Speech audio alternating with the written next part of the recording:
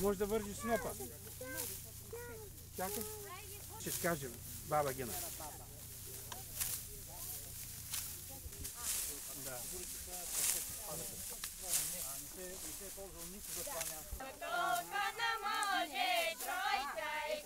Петко? Да.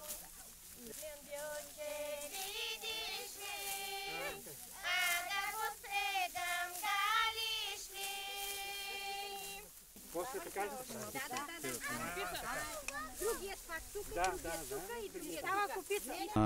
Считам, че наистина тази култура набира много така сериозни обороти и така правих си лична така равносметка от първите години и сега.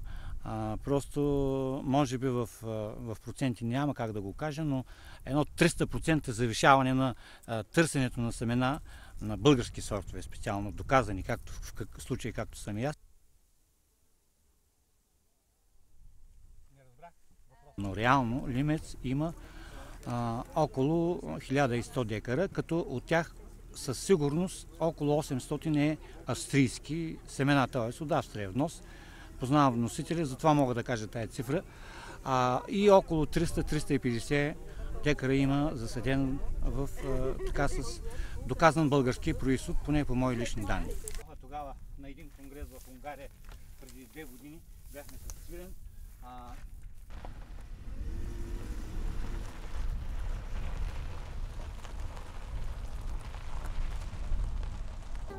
Аз също.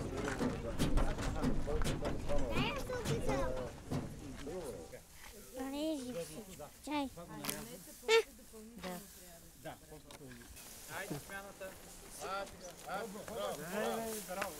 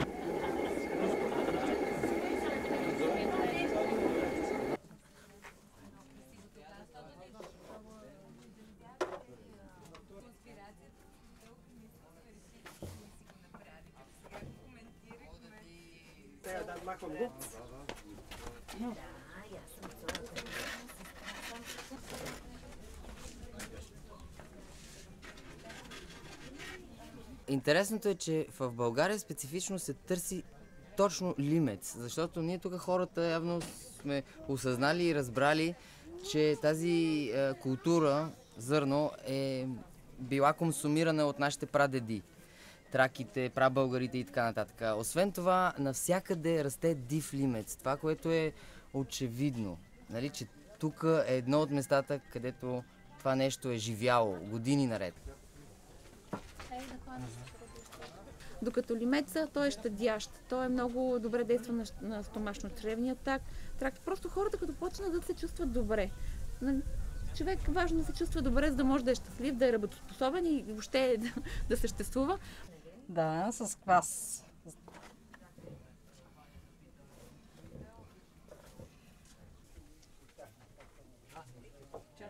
Много по-различно е. Хляба от лимец, той е жълт вътре. Разбирате ли? Той става като слънце. Нито една друга зърнена култура не прави жълт хляб.